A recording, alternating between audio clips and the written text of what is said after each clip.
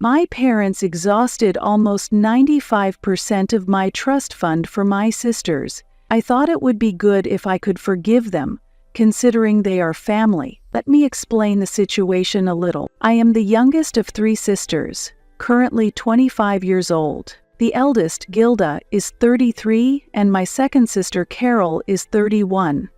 They have been very close since childhood, almost always together. I didn't have any particular dissatisfaction with that, and even felt that being alone suited me better. My parents are both 63 years old and own a small grocery store, a family business passed down through my father's lineage. The store is the most important thing to my parents, and they spent most of their time there, devoting an enormous amount of effort. My parents always said, "Our family is equal," acting as if the 3 of us had the same opportunities and support. We 3 sisters inherited a trust fund from our grandparents. Each of us received $100,000 to support our university and early adult life, eagerly awaiting the day we could use it as adults. However, as a child, I didn't pay much attention to the trust fund.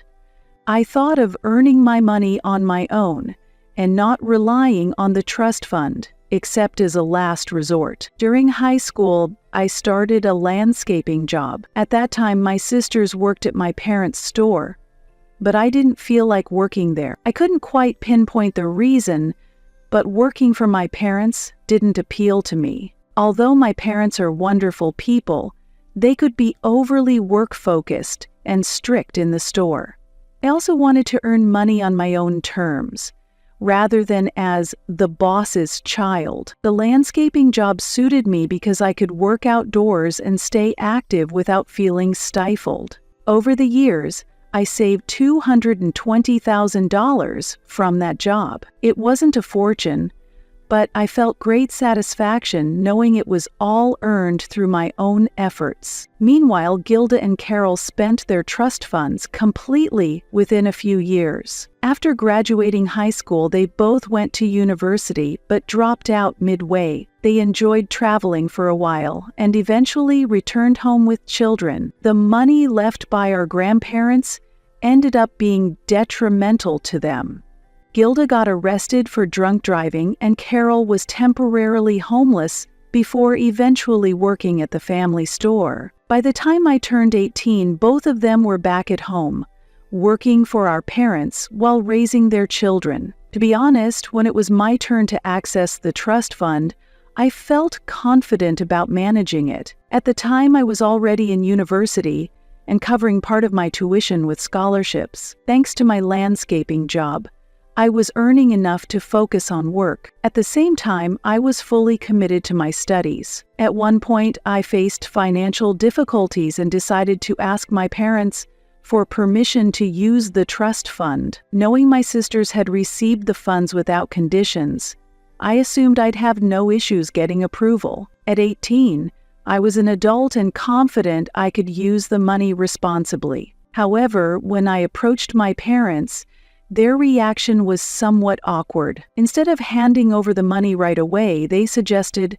"Let's discuss this at dinner with the whole family." They didn't explain why and simply told me to wait. At that moment, an uneasy feeling crept into my chest. Still, I reassured myself that my parents were just being cautious and responsible, wanting to confirm the details carefully. That evening, the whole family gathered for dinner. My sisters each brought their children, and the room was filled with the presence of everyone in the family. However, from the moment we sat down, I noticed that something felt different. My father seemed tired, and my mother avoided eye contact with me, a behavior she displayed when she didn't want to say something. After a long silence and a tense dinner, the topic was finally brought up.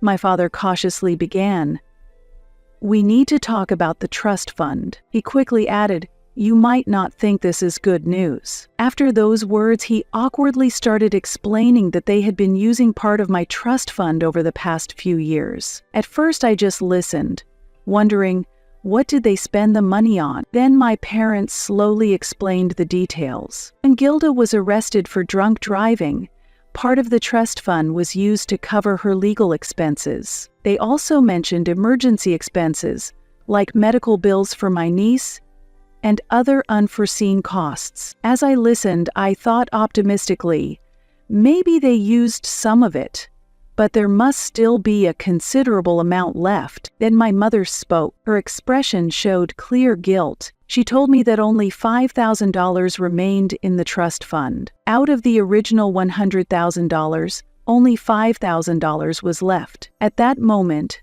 I felt as if I'd been slapped across the face. At first, I had no idea how to react. All I could think about was, what happened to everyone else's money? My parents repeatedly said we never expected it to come to this. Your sisters were in difficult situations and needed help. Families should support each other. During this time, I just sat there, numb, listening to their words. This money was supposed to support me as I graduated college and took the first steps in my new life, but my parents treated it as if it were theirs, to use whenever they pleased. This was the part that bothered me the most. My parents didn't even seem to feel remorse. My father only kept saying, "Now is the time for the family to come together.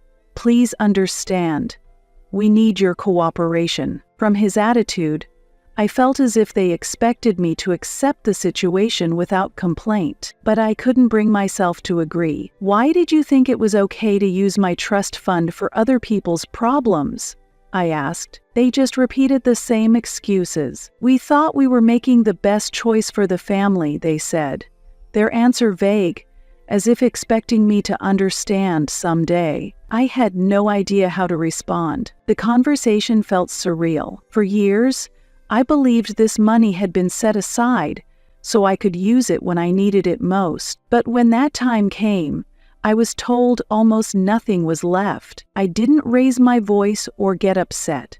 I just sat quietly, trying to process everything. I remember looking around the table at my sisters, nieces, and parents. They all looked so normal, as if this was just another ordinary Tuesday night for them and for me. But my future had been taken away in an instant, and when I left the house that night, they barely seemed to notice. At that moment, I realized everything had completely changed. I couldn't forget that my parents had chosen to sacrifice me to protect my sisters. I felt as though I was just an optional backup source of extra funds when needed. The hardest part was knowing that the trust fund would never be recovered. It was completely gone, and there was nothing I could do about it. After experiencing this nightmare with the trust fund, I decided I no longer wanted to rely on my family. I attended college using $20,000 I had saved from scholarships and landscaping work. Without the trust fund or financial support from my family, I relied solely on the little savings I had managed to accumulate. It wasn't easy, but I felt a strong determination to keep moving forward, knowing that everything I earned from then on would be mine. I realized I couldn't entrust my life to people who were indifferent to my future or plans. For the next several years, I worked tirelessly. I worked weekends and holidays,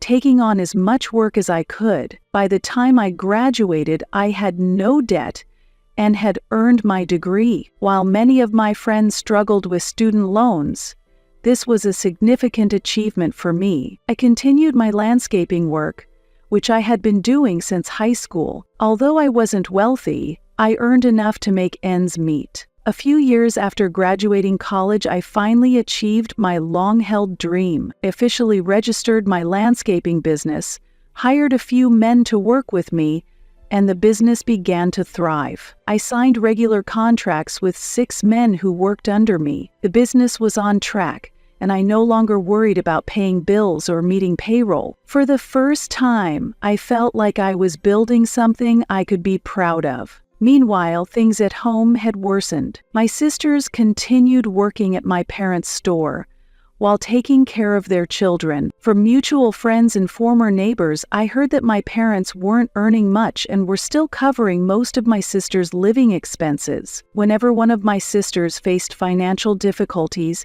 My parents would deplete their savings to support them. There was so much I wanted to say to them, but honestly, I had given up on repairing my relationship with my parents. They chose their path and they should bear the consequences themselves. 2 years ago, I decided to check if my parents had made any effort to rebuild the trust fund as they had promised. I wasn't hoping for a miracle, but I thought there might be something left. I contacted a lawyer and asked them to investigate. The results were unexpected. The report sent by the lawyer showed a balance of $3,456 in the account. This was even less than the $5,000 my parents had previously claimed remain. I stared at the figure, feeling anger well up inside me. Not only had they spent most of my trust fund, but even after informing me about it, they continued to withdraw from the account. Overwhelmed with frustration, I called my parents and demanded to know how this could happen. I asked them directly why the amount was less than what they had reported earlier. After a long silence,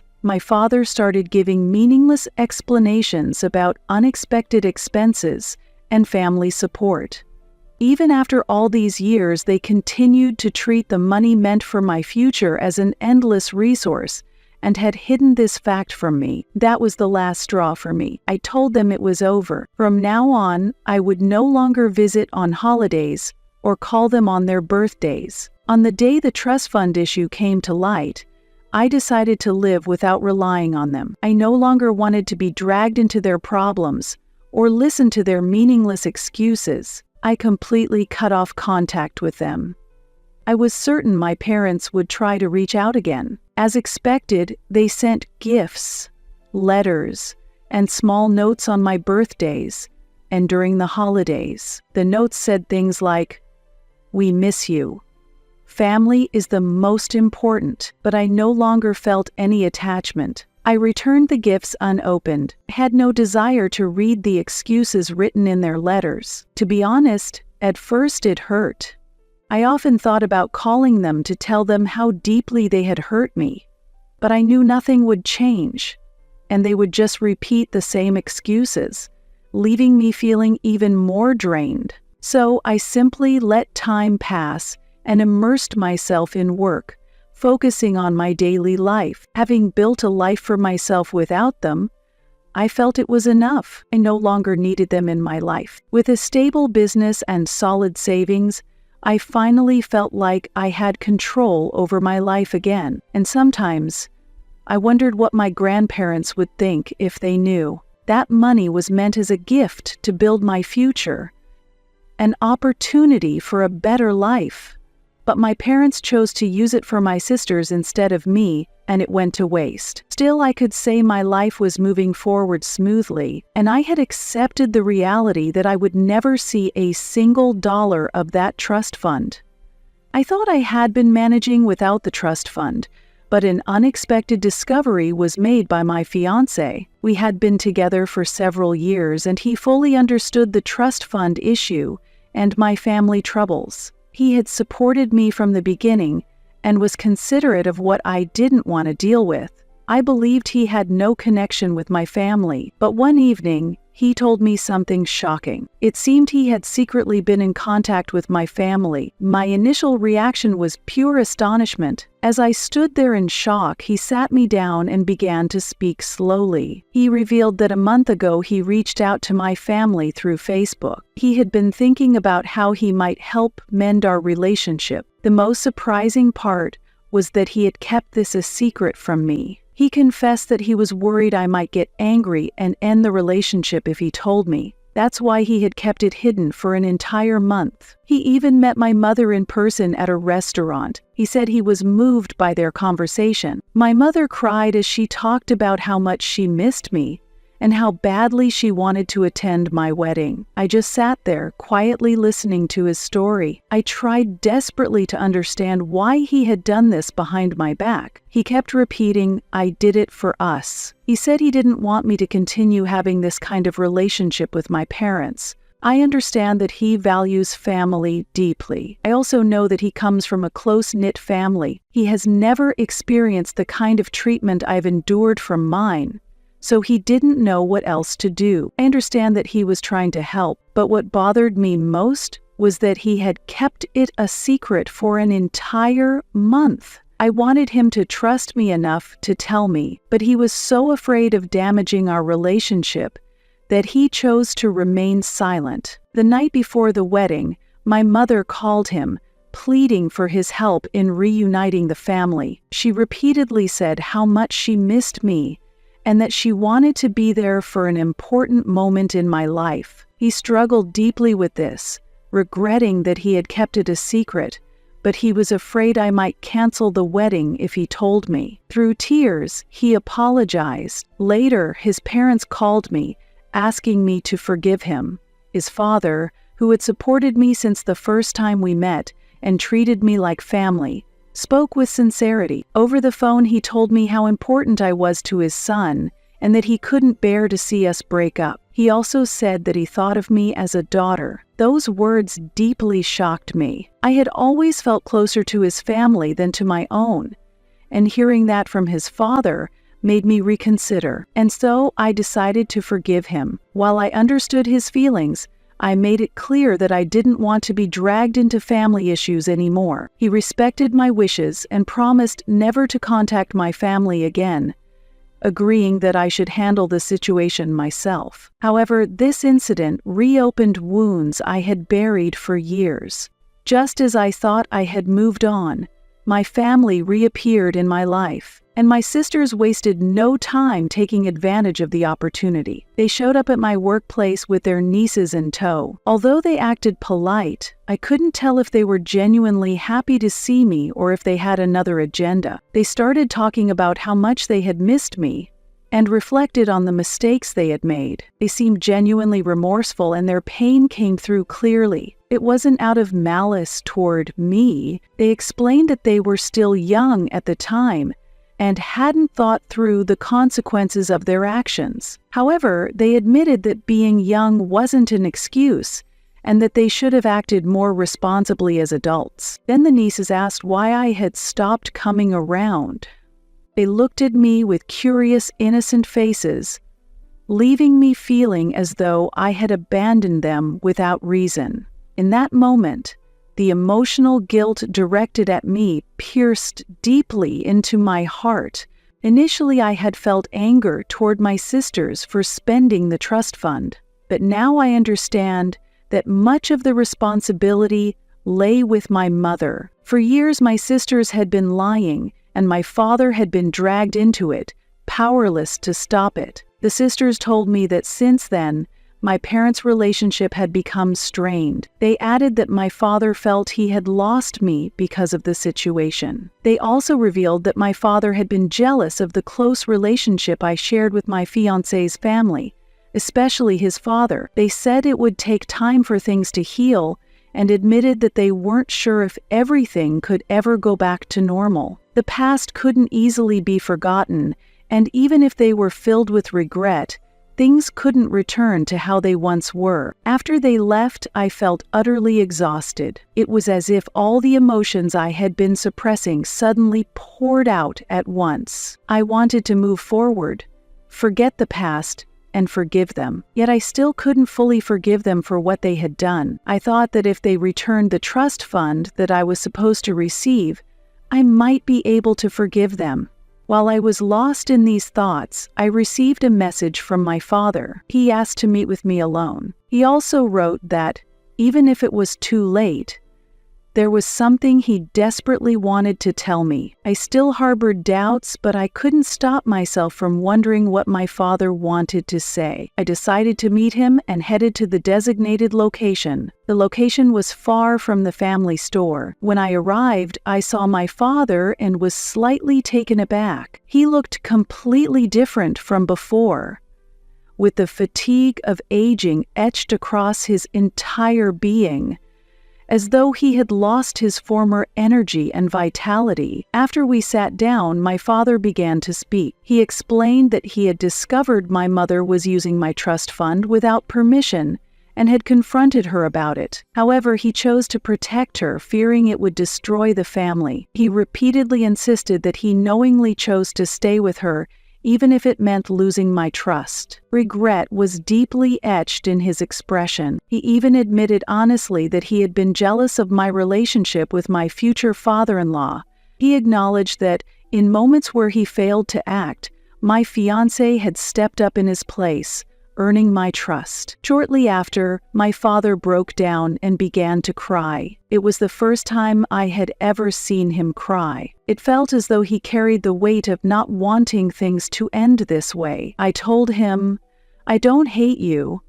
I've moved past the past and there's nothing you owe me anymore." I explained that the debt he thought he owed me had already been settled, and since the trust fund wouldn't be restored, I had no intention of holding on to resentment. At the end of our conversation, I suggested having dinner with my sisters and nieces. However, I made it clear that my mother was not welcome. This was about the years of betrayal my mother had inflicted on my father and the wounds she had caused us. Naturally, word of this reached my mother. I had anticipated she would find out eventually, but honestly, I didn't care at the time. My mother called me, cloaking her apology in an attempt to rebuild our relationship. I told her, "If you truly wish for that, start by returning the $100,000 you squandered without anyone knowing." Hearing this, my mother fell silent. During our final phone call,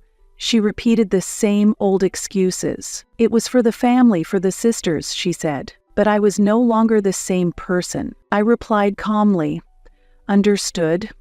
In that case, we'll proceed with legal action." I could hear her gasp audibly over the phone. "What do you mean?" "I've consulted with a lawyer and reviewed all the records.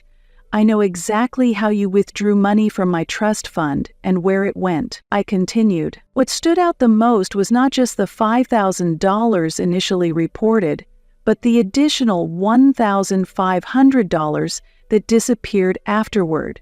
"Can you explain that?" After a long silence, my mother said in a hoarse voice, "It was. For you, that's enough." I interrupted her calmly. "You'll receive court documents next week. We're seeking $95,000 in damages, plus compensation for emotional distress." As expected, news of the lawsuit caused a significant stir within the family. The first to contact me was my father. "I want to tell you the truth." Fatigue was evident in his voice. "It was all your mother's doing. She kept saying she needed money, and I turned a blind eye to it." My father admitted that he had kept detailed records of the funds my mother withdrew from the trust fund and offered to provide them as evidence. Shortly after, unexpectedly, I received a call from Gilda. "I'm going to testify too," she said. There was unwavering determination in her voice. "She lied to us as well. I thought most of that money was for medical expenses or living costs, but it wasn't." When the trial began, my mother's deceit was exposed, one piece at a time. She had claimed to use my trust fund to support my sisters, but in reality, she had squandered it on luxury brand items and trips with friends. The testimony from my father and sisters became decisive evidence, leaving no doubt about my mother's actions. The court fully upheld my claim, ordering my mother to repay the entire trust fund with interest, along with damages for emotional distress. As a result, my family had to sell the store they had been managing. A year after the verdict, I stood by the window of my new office, looking out over the city. My landscaping business had grown significantly, with more than 20 employees on staff. I had also rebuilt a positive relationship with my father and sisters, different from before. They acknowledged their mistakes and were making efforts to atone. Recently, I played with my nieces in the park, their innocent smiles reaffirming that I had made the right choice. For the wedding, I invited my father and my sister's families. However, I didn't invite my mother. She still justifies her actions and refuses to apologize. Even so, I chose to accept that and move forward. Sometimes, you have to stand up to your family to protect what matters most. For me, that stage was the courtroom. As a result, hidden truths came to light, allowing me to take a genuine step toward reconciliation. Family gatherings without my mother initially felt somewhat incomplete. However, relationships built on honesty and trust felt far more comforting than ones filled with deceit and secrecy. That was the greatest lesson I learned through this long ordeal.